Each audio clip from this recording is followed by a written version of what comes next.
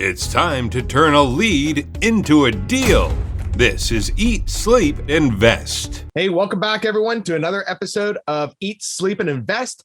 I'm your host, Bryan Driscoll. I'm here with Chad Keller. And today we wanted to talk about, we sent an email out last week. We asking people like what kind of topics they wanted us talking about.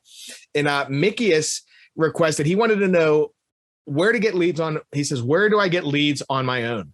So wanted to talk about that. There's multiple different ways and places and strategies to get leads. So we obviously play in the digital space. So you can get leads on Facebook. You can get leads on Google pay-per-click. You can get leads in Google organic, like in a search engine. And what that means is you're putting ads or you're putting your website in front of people online when they're searching or when they're browsing, say, a social media kind of place. But that's not the only types of marketing you do too. You can do, well, actually, I'll step back too. You have inbound marketing and then you have outbound marketing. So inbound marketing is when people are reaching out to you. So Facebook, they're scrolling, they fill out a website. They go to your website, fill out your form saying they want to sell their house, or they call you. That's inbound. You're calling them back because they requested information. You have outbound marketing also, which does work. It's a little tougher because you're dealing with large numbers. For example, text messaging. A lot of people have success with that. They're sending a lot of texts out. They're buying lists of people that are maybe non-owner occupied properties. They've owned them for 15 years, so they know they have equity.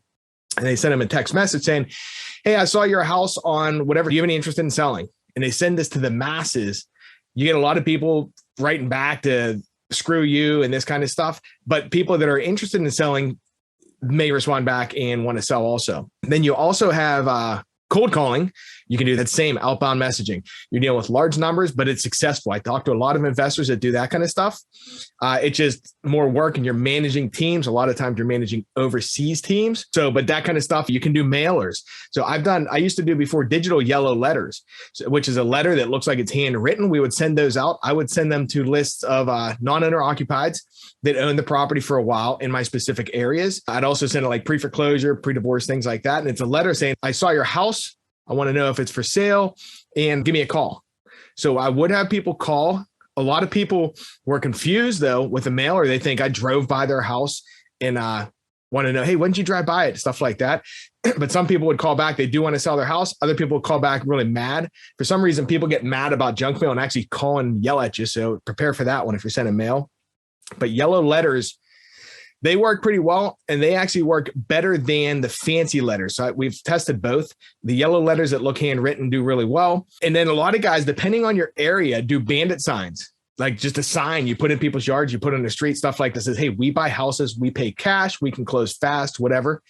Those are a very inexpensive way to get into the market. So those are some of the ways. A lot of guys can do door knocking. You just drop you buy 1,000 of the door hangers, put your ad on there, your phone number, and you just put that on people's doorknobs saying, hey, we can buy houses, we pay cash. So I guess it comes down to like the different types of marketing you can do on your own. Do you want to spend money or do you want to spend time? Like if you want to spend money and get the inbound leads, you'll spend the least amount of time closing the lead. If you don't have a lot of money or you're starting out, it's worth putting a sweat in. Go out and walk around and actually put hangers on. You can get like 1,000 hangers for doorknob hangers for like $60. Go put them on 1,000 doors. You'll probably lock up a deal. So anyways, just wanted to answer that question. If you guys have any questions, feel free to reach out. You can go hit us up on motivated-leads.com or just hit us up on Facebook. Till next time, have a good day. Thank you for listening to Eat, Sleep, Invest and allowing Bryan and Chad to be part of your day. If this episode has inspired you and helped you today, then be sure to share it with someone else you know who will need it. To find out more about us and our mission, head over to motivated-leads.com. We want to help identify what you can do to get better deals and grow your real estate investment realm. Don't forget to rate us on iTunes and subscribe for more weekly tips.